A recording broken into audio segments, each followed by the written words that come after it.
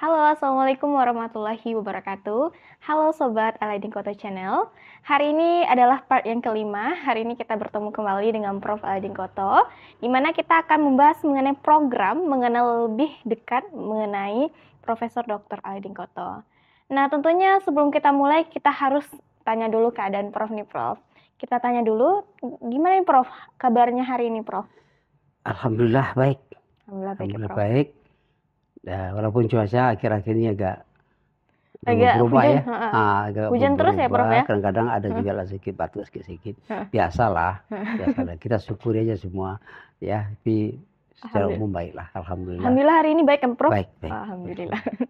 Nah, pada kesempatan sebelumnya, di part sebelumnya kita bahas mengenai bagaimana di Hari Guru dan juga bagaimana Prof pada masa meneliti dan juga pada masa kuliah tentunya dosen.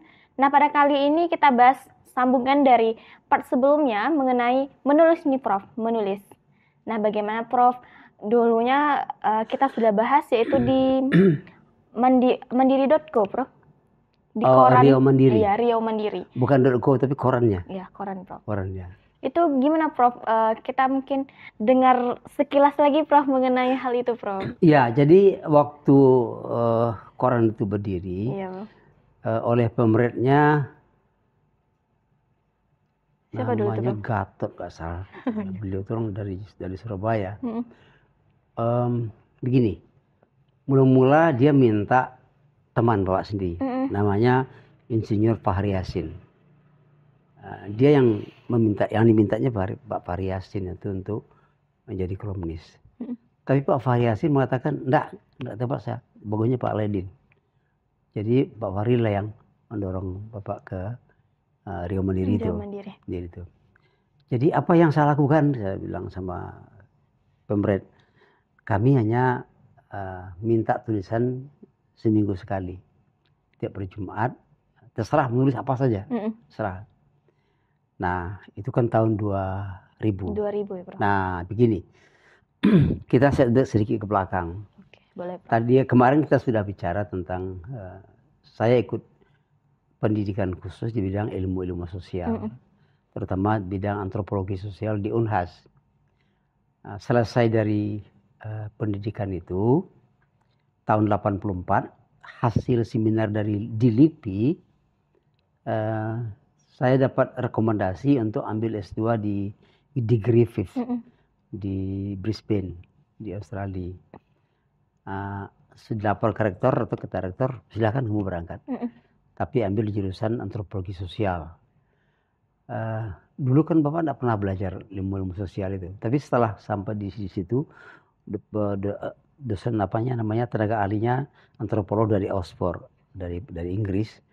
Kemudian dosen-dosen yang pengajarnya banyak dari peneliti-peneliti dari Jerman, dari Perancis, macam-macam. Jadi waktu itu tahun 84 pulang, diminta untuk berangkat ke Australia tahun 85. Itu S2 di ambil luar S2 negeri? Untuk S2, tapi jurusannya antropologi sosial. Jadi saya semangat lah untuk sekolah ya, semangat sekali. Gimana Prof itunya, Prof? Kan Indonesia terus ke Australia, pasti ada perbedaan iklim dan... Bapak belum berangkat. Belum berangkat lagi. Siap mau berangkat, sakit ibu, orang tua. Sakit. Waktu itu yang tidak ada yang merawat orang tua. Padahal waktu sudah mepet. Pas sampai mau dekat waktu, tidak ada yang mau merawat orang tua, kan dihadapkan kepada pilihan berangkat atau merawat orang tua. Bapak ambil merawat orang tua. Jadi padahal waktu itu saya sudah merasa sangat enjoy dalam ilmu-ilmu sosial. Cuma hikmah yang luar biasa itu apa? S1-nya kan Fakultas Syariah, ilmu hukum. Rupanya Allah memberi kesempatan belajar antropologi sosial itu sangat mendukung memahami hukum Islam. Kenapa? Karena hukum Islam itu kan hukum yang berbicara tentang perbuatan manusia apakah sebagai makhluk pribadi atau makhluk sosial. Ketika kita belajar sosiologi, Kita belajar manusia sebagai makhluk sosial. Jadi bahkan ketika kita akan menghasilkan hukum atau menetapkan hukum dari suatu perilaku manusia, kita gunakan sosiologi. Sosiologi itu. Jadi klop betul. Klop ya, Prof. Makanya sewaktu mau berangkat ke Australia sudah semangat, tapi akhirnya ada seorang dosen dari senior juga di UNRI. Beliau tahu, beliau udah tua lah, jauh tua dari. Dia bilang, Arledin, Bapak dengar mau ke Australia? Iya Pak. Ambil jurusan apa? Antropologi sosial. Kalau itu saya nggak setuju itu. Kenapa? Nanti kalau semua orang YIN belajar ilmu sosial yang mendalami ilmu syariah ini siapa? Cocoknya dari saya boleh tapi ambil itu. Tapi rupanya Allah menghendak lain kan. Tidak jadi berangkat. Padahal masih ingin mau ke Australia itu, belajar itu. Nah itu tahun 85. Program itu habis. Setelah ibu meninggal, sehat, program itu habis, nggak ada lagi. Tahun 8 nggak ada ya, Prof? Enggak. Tahun 86 ada tawaran ambil S2 Jakarta di bidang studi Islam. Karena sudah lama menekuni ilmu-ilmu sosial, kurang minat lagi mendalami hukum-hukum Islam nih, ilmu Islam itu. Tapi tidak berminat masuk S2 di UIN Jakarta. Masih IAIN waktu di UIN Jakarta. Yang menariknya adalah itu Bapak terenyuh sekali. Apa tuh, Prof? Waktu keluar pengumuman dari Jakarta, peserta dosen-dosen IAIN Susko yang akan mengikuti tes ambil S2 Jakarta ini. Nama Bapak keluar. Keluar ya, Prof. Tapi keluar tuh Bapak tidak tahu. Tidak tahu. Waktu hari tes datang, orang sudah mau tes. Ada salah seorang dosen kita, senior juga, senior punya perhatian tuh. Leding katanya, kamu mau ikut tes ya? Enggak, saya nggak ikut. Masa ada ikut, kan namanya ada. Keluar ya? Enggak ada, saya nulis nama saya. Masa ada pakai tanda tangan kok katanya. Loh, siapa yang Jadi siapa tuh, Prof? Jadi waktu itu ada lagi senior. Senior itu nama beliau Bapak Dalimonte. Ya, Abdul Halim Dalimonte. Itu senior waktu di pesantren. Beliau sayang rupanya semua. Apa kata beliau? Aledin, yang membuat nama kamu itu abang. Kenapa gitu Bang? Karena abang ingin kamu kembali mendalami hukum Islam. Bukan ke sana. Apa kata hati abang? Abang ini betul-betul punya perhatian ya. Sayang betul lah dia sama kita. Inilah membuat terenyuh. Ikut tes. Lulus. Satu-satunya yang lulus waktu itu dari Pekanbaru saya sendiri ke Jakarta. Ambil S2 Jakarta. Nah waktu kuliah di Jakarta dapat ujian lah. Dapat ujiannya. Karena kuliahnya sama dengan kalian kuliah sekarang. Kami kuliah lu minta ampun. Kuliah itu tuh mesin ya HP kan enggak ada. Sekarang kalian bisa buka internet macam-macam. Kami enggak ada. Harus ke buku dirujuk. Dan bukunya enggak boleh bahasa Indonesia. Bukunya bahasa Inggris, bahasa Arab. Dirujuk semua. Jadi terpaksa lah. Besok mau kuliah. Kalau kita presentasi makalah kita harus siap sore ini. Kalau tidak makalah kawan kita baca. Harus itu. Nah harus kita kuasai. Jadi karena Jakarta panas, masih kuat waktu itu. Bapak biasa mengetik malam-malam sampai jam 3 subuh. Tidak pakai baju. Dia pakai celana aja. Masuk angin, sakit perut. Down lah. Masih semester 1. Perutnya seperti mau putus lah perut waktu itu kan. Dilarikan ke rumah sakit. Akhirnya istirahat berapa seminggu. Pulang ke Pekanbaru, kata dokter, Anda sebaiknya tidak lanjut sekolah. Ambil kesehatan dulu. Tapi saya nggak mau. Pokoknya saya harus sekolah. Tidak peduli. Pokoknya selesai sekolah. Saya tidak memikirkan nilai segala macam. Pokoknya sekolah. Betul. Setiap masuk lokal bawa kue. Udah makan terus karena udah mah itu kan. Singkat cerita itulah tadi alhamdulillah selesai S2. Kemudian Sanjung langsung ke S3. Di S3. Nah, jadi waktu mengikuti pendidikan ilmu sosial di Unhas itu, saya dapat pembimbing namanya Dr. Jacqueline Linton. Itu orang Australia. Bule. Tapi bahasa Indonesianya bukan main bagusnya. Kalah kita bahasa Indonesianya. Dialah yang mengatur cara kalimat, cara menulis begitu begini. ngatur itu. Dia latih. Misalnya begini, habis kuliah, kalian pergi kemana-mana. Malam ini tulis sebuah laporan penelitian singkat. Apa yang kamu lihat? Jadi pernah kami jalan, hari itu kita pergi ke pasar, kita tengok, buat laporan malam. Itu presentasikan. Dia koreksi. Tulisan kita itu koreksinya sejak dari huruf pertama di halaman judul sampai huruf terakhir di daftar bacaan. Itu dibaca semua, dicoret. Wah, begini cara orang sekolah. Pantas orang pintar gitu ya. Tapi dosanya memang serius sekali kan. Jadi itu rupanya dilatih. Ada kawan Pak, salah seorang kawan dari, tidak usah sebut namanya. Dia bilang, ini kemana sih orang Indonesia? Bahasa Indonesianya belepotan begini gitu ya. Padahal dia orang Indonesia. Di situlah Bapak mendapat bekal sebagai penulis meneliti itu. Diaturnya kalimatnya sini, ini kalimatnya salah, kalimatnya pindah ke sini, ini pindah ke sini, dibacanya, direvisi semua. Salah tamat itu, dan bakat itulah kemudian yang juga Bapak teruskan ketika ambil S2, S3. Nah, waktu di S3 terakhir ada tawaran dan penelitian dari Toyota Foundation. S3-nya di mana, Prof? Di Jakarta. Ada tawaran untuk penelitian dengan biaya dari Toyota Foundation.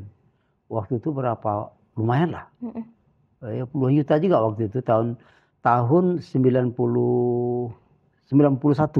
Banyak tuh, Prof. Banyak. Jadi Lamai yang mengajukan kan, dari segala macam. Kok masuk, dapat penelitian itu rezeki kan. Itulah pertama kali buah dari latihan penelitian ketika di Unhas itu dapat Toyota Foundation. Jadi memang beda kalau meneliti dengan bekerjasama dengan lembaga luar negeri itu, mereka tidak menanyakan uang itu digunakan untuk apa. Enggak, yang mereka tanya hasilnya mana. Ya, jadi hasil penelitian kami itu sebenarnya lagi dilipih. Jadi diceknya lagi. Nah, kemudian ada jurnal rutin setiap bulan dari Jepang, dari Tokyo. Itu terus belajar terus. Nah, ketika sudah selesai itu, S3 itu udah jadi berangkat ke Australia, kemudian menyelesaikan S3 tahun 1996. Di Jakarta, ambil fokus ke pemikiran politik Islam. Ya, S3, Prof. S3. Nah, ketika masuk diminta menjadi kolumnis di Riau Mandiri itu, alhamdulillah Bapak sudah punya bekal. Itu berarti udah selesai S3. S3, Prof. Ya. S3 96. Riau Mandiri berdiri tahun 2000. Ya. Jadi sudah klop, alhamdulillah. Dan karena sudah dibekali sebelumnya, itu Bapak katakan tadi, jangan pernah mundur dari tantangan. Ketika menghadapi tantangan itu kita dapat pengalaman. Jadi ada pengayaan pemikiran. Nah, ketika diminta menuangkan itu, kita tinggal itu aja lagi, ya, mengeluarkannya lagi. Disitulah penulis menjadi kebiasaan. Ceritanya kalau dulu waktu asik-asik menulis itu, istri itu nomor 2. Nomor 1 itu istrinya, nomor 1 itu adalah laptop. Itu yang nomor 1 itu jadi memang maniak juga jadinya waktu itu, kurang memperhatikan kesehatan juga waktu itu. Tapi itulah pengalaman. Tapi sampai sekarang sulit menghentikannya lagi, kebiasaan seperti itu. Jadi gimana mulai menulis seperti apa katakan tadi? Iya, Prof. Gimana? Buka laptop. Ya, Prof. Ya, satu tekan huruf pertama. Itu apa lagi terserah, tekan aja. Salah. Saya biasa menulis, sudah tulis selesai 1 halaman, tidak benar nih, hapus. Gitu, Prof. Ulang lagi, hapus lagi. Gitu. Jadi sudah tutup, enggak lagi. Kalau sekarang alhamdulillah, asal ada pemicunya langsung jadi. Ada idenya langsung ya, Prof. Langsung jadi, alhamdulillah langsung jadi. Nah, itu segala sesuatu menjadi kebiasaan. Jadikanlah membaca, belajar itu kebiasaan.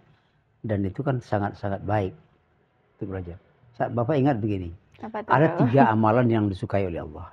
Apa, Prof? Yang pertama, salat pada waktunya. Salat tepat waktu. Salat tepat waktu.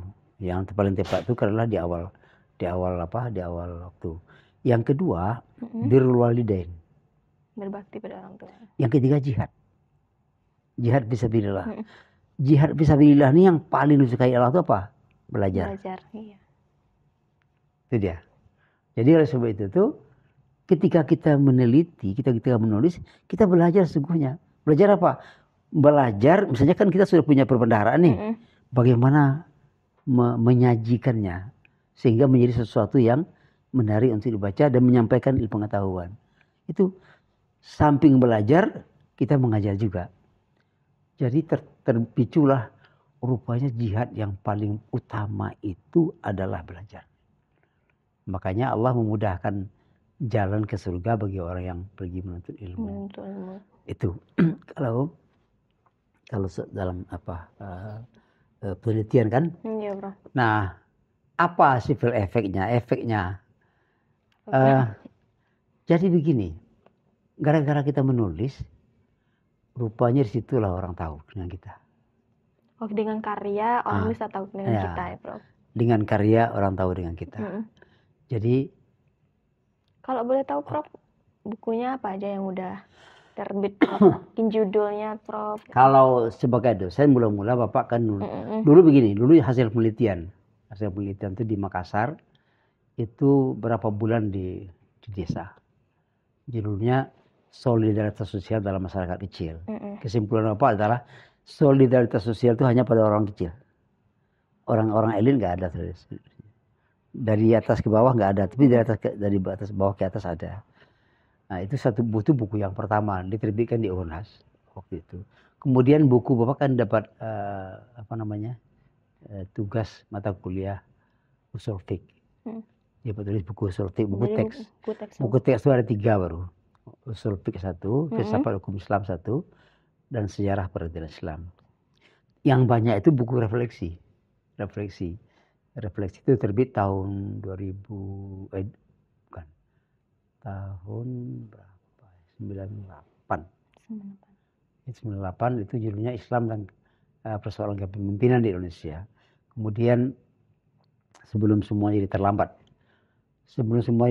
itu waktu itu saya sudah memprediksi negeri kita ini akan sempit sekarang. Iya.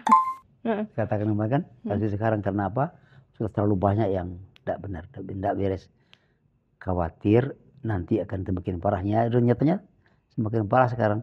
Makanya kalau dulu saya baca 98 negeri ini akan seperti ini, maka kalau orang sekarang mengatakan nanti Indonesia emas, saya ragu. Kenapa ragu itu? Tidak ada tanda-tanda itu, tidak ada. Tanda yang ada adalah tandanya ya bisa-bisa Indonesia menjadi lemas. Nah, ini kepada pemerintahan sekarang itu harus mampu membalikkan kondisi yang ada sekarang dengan bekerja bertekus lumus. Itu ada sekitar berapa itu? 4 kali pemilihan presiden lagi. 20 kan? Baru Indonesia emas. Tapi betul-betul sungguh-sungguh kalau tidak Indonesia lemas yang akan terjadi. Ini bukan pesimis, tetapi ini adalah suatu warning dari kondisi yang ada sekarang. Sulit kita akan mencapai itu kalau kondisi sekarang tidak berubah. Ada banyak buku lagi yang lain, ada sekitar berapa, Prof? Yang sudah itu berapa ya?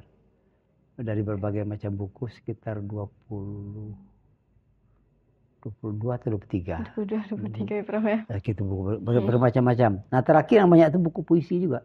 Puisi. Ini puisi yang lahir, puisi yang ke-6 lagi. Jadi menulis puisi itu punya apa ya? Punya sesuatu yang pertama, sesuatu yang untuk diri saya sendiri, sesuatu yang tidak terbayangkan gitu. Terbayangkan. Kenapa kok bisa belajar? Tidak pernah bisa. Kita bukan jurusan sastra semacam, tapi bisa. Tapi yakin kalau mau pasti bisa. Jadi mencoba dulu ya, Prof ya. Baca puisi orang, ini apa maksudnya? Kenapa kok begini? Kemana nyusun katanya gitu kan? Coba-coba aja, coba-coba. Akhirnya oleh kawan-kawan diapresiasi. Salah satu kelemahan bangsa kita kurang mau memberikan apresiasi kepada karya orang bangsa sendiri. Betul. Akibatnya bangsa ini akan pernah maju-maju.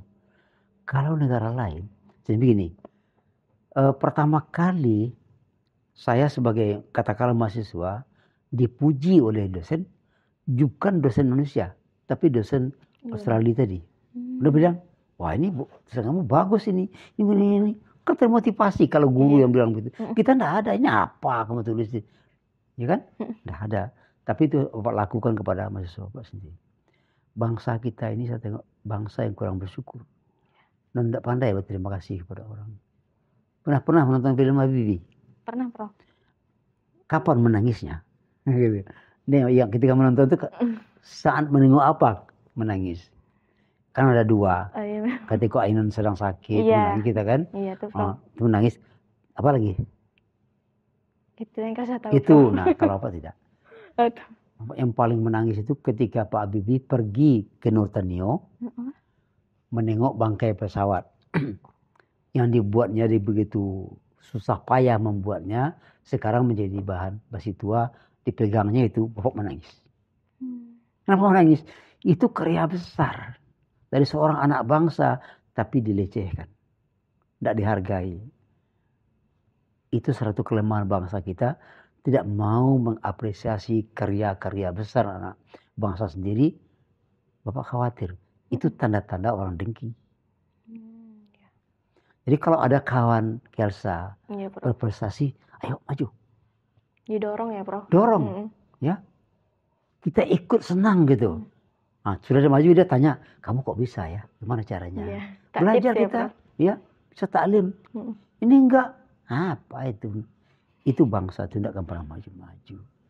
Coba kalau orang-orang yang di luar negeri itu sangat pandai berterima kasih. Yang hebatnya apa? Bukan dia dibantu, dia terima kasih. Dia membantu kita, dia terima kasih. Bapak mengalami itu di Jepang. Iya, Prof. Waktu ngangkat tas, ada tas kawan besar. Kawan itu badannya besar, sebesar Bapak. Iya, Prof. Datang anak muda, kayak Shauki ini sebesar ini. Tolongnya, jinjingnya turun ke MRT di bawah tanah itu jauh tuh diangkatnya. Setelah dikembalikannya apa? Dia bilang, arigato. Dia bilang arigato ya, Bro.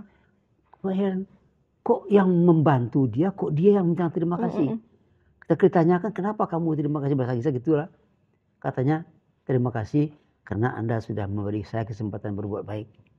Masya Allah. Kita berbuat baik, orang kepada kita tidak mau terima kasih. Iya, betul.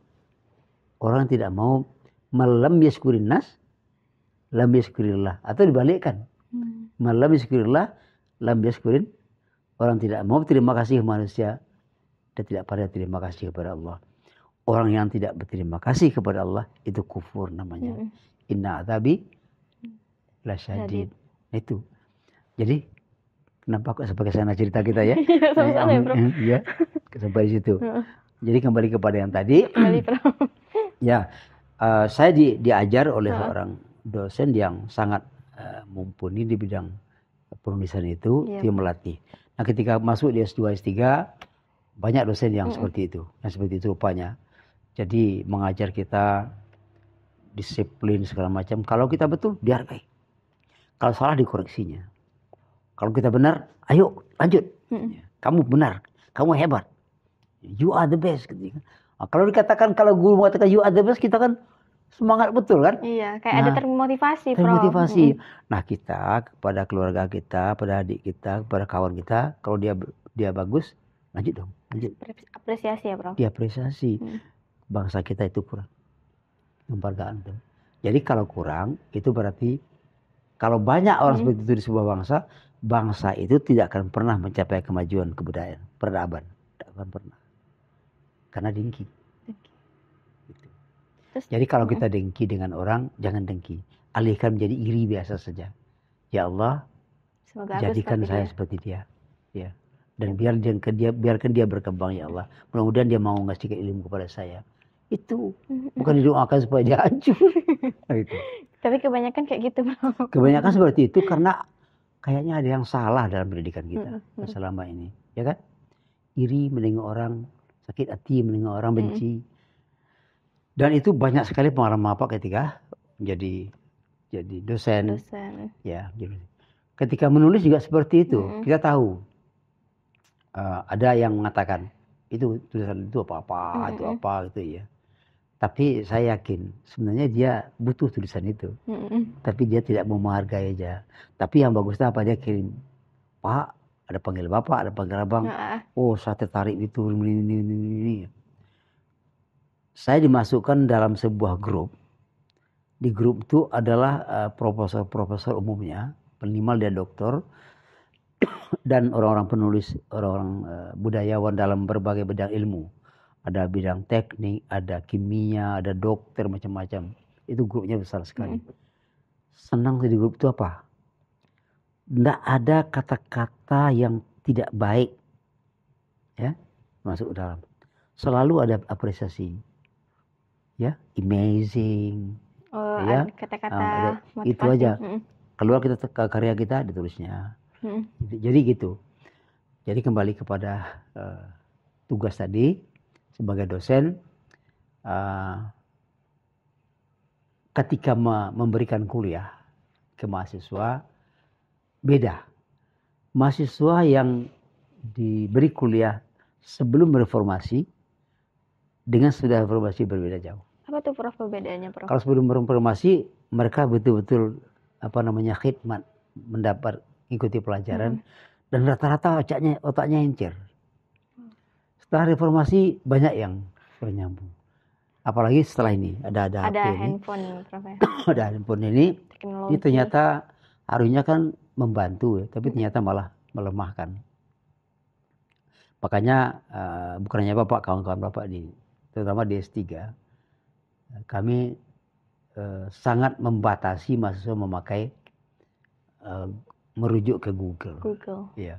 Kalau itu kamu merujuk Google itu untuk menjadi second resource sajalah. Jadi yang penting kedua, buku ya Pak. Buku, karena di kursi itu kan memalas kita. Yang kedua, yang di Google itu Wikipedia, apalagi sudah banyak diubah-ubah orang. Iya, Wikipedia. Ya. Jadi makanya baru kemarin katanya di Finlandia itu sekarang tidak boleh pakai Google lagi. Harus rujuk ke buku. Karena itu memalaskan. Dan saya sudah lama melihat seperti itu. Itu membuat malas. Kalau untuk sumber kedua itu boleh. Sumber rujukan yang kedua ya Prof. Tapi bukan dijadikan itu yang utama ya Prof. Iya, itu yang utama. Nah, sekarang kalian kan itu yang jadi utama. Sedikit buka Google, tanya ke Profesor Google. Semuanya mau nunjuk jalan pakai apa namanya? Apa Bu? Cari jalan, cari alamat. Map. Map itu tujuan lokasi yang Anda tuju sebelah kiri, berarti sebelah kanan. Gitu kan? Iya. Gitu. Iya. Kadang ada salahnya juga kalau kita nengok sana, Bro. Nah, jadi kita boleh nengok itu, tapi jangan percaya betul. Kita kadang-kadang tidak sadar dibawa hanyut oleh orang karena kita terlalu percaya. Terlalu itu tidak boleh. Berbaik sangka itu harus, tapi menjaga diri wajib. Jaga diri. Jadi berbaik sangka harus diiringi dengan kewaspadaan. Gitu. Nah nih Prof. Mungkin sedikit Prof untuk generasi muda khususnya mahasiswa, kira-kira apa yang harus dilakukan ya Prof? Pertama begini ya, kondisi kembali kepada Hari Guru kemarin itu. Adab menuntut ilmu yang kurang kalian miliki sekarang, ya, sehingga ilmunya tidak berkah. Apa adab untuk guru? Ilmu, hormat kepada guru. Itu yang paling kan. Jadi kemudian adab menuntut ilmu, yakini bahwa ilmunya datang daripada Allah. Itu. Jadi hormat ke guru ini yang paling betul. Jangan itu mantan guru saya. Oh, mantan ya namanya Bro. Bahwa menengok beberapa orang alumni mahasiswa sekarang sudah jadi pejabat, tidak kenal dengan kita. Tapi ada yang bertahan, hormat terus, dia sukses. Seperti itu. Jadi itu tadi, baikkan akhlak. Ada lagu Bapak kirim nanti. Nah, ya. Apa tuh? Siap Prof. Tuntut ilmu tinggi-tinggi, ya. Tapi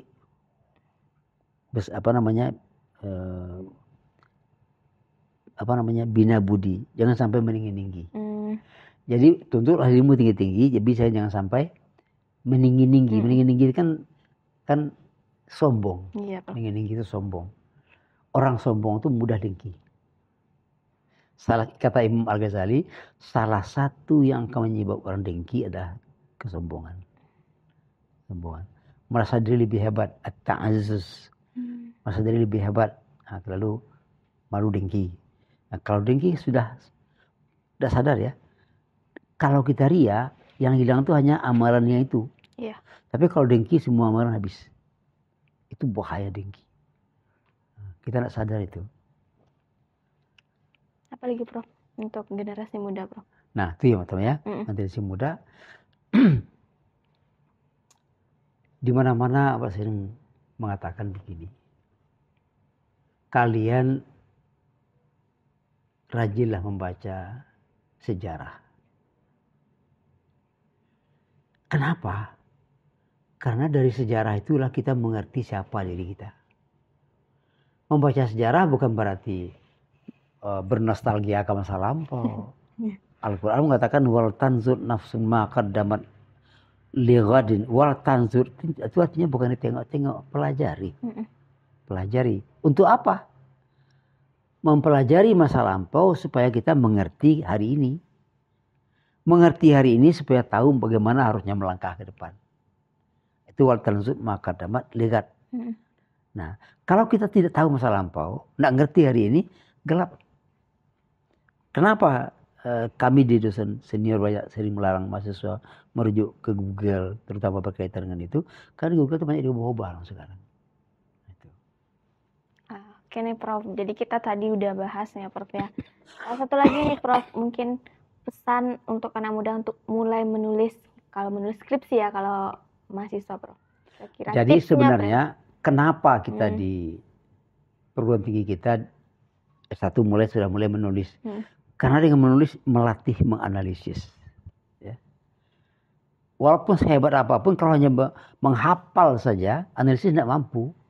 Jadi menulis itu adalah melatih otak bekerja terus, ya, kritis. Itu gunanya. Makanya anak muda biasakan menulis sesederhana apapun tulisan itu. Tulislah, walaupun tidak dipublish, simpan aja. Satu saat nanti dia akan berguna. Untuk apa laptop dibawa-bawa? Iya kan Prof. Ya. Kalau tidak ada laptop inilah. HP ya. Di HP. Pokoknya sekarang banyak nulis di HP. Di HP saja. Tapi saya malah sakit tangan itu. Nah, saya kira gitu. Nah baik Sobat Leading Kota Channel. Nah tadi kita sudah dengarkan penjelasan yang sangat luar biasa di Prof. Dari sejarah kepenulisan. Dan juga tadi S2, S3 ya Prof ya. Yeah. Nah, terus juga tadi membahas bagaimana generasi muda untuk bisa mau menulis. Terus ada pesan untuk generasi muda. Mungkin kita cukupkan Prof untuk part kali ini Prof. Ya, kita cukupkan demikian. Mudah-mudahan kita diberi kesempatan oleh Allah melanjutkan part berikut. Baik Prof. Nah, nanti kita lihat lagi sebagai apa. Mungkin sebagai mubalik juga gitu ya. Untuk part selanjutnya nih Prof ya. Iya, mubalik juga. Oke, Sobat Leading Kota Channel, tetap terus saksikan dan juga jangan lupa di like, comment, dan subscribe channel Leading Kota Channel. Dan sampai jumpa, saya Kalsha Joner sebagai presenter pada hari ini. Pamit undur diri. Assalamualaikum warahmatullahi wabarakatuh. Waalaikumsalam warahmatullahi wabarakatuh.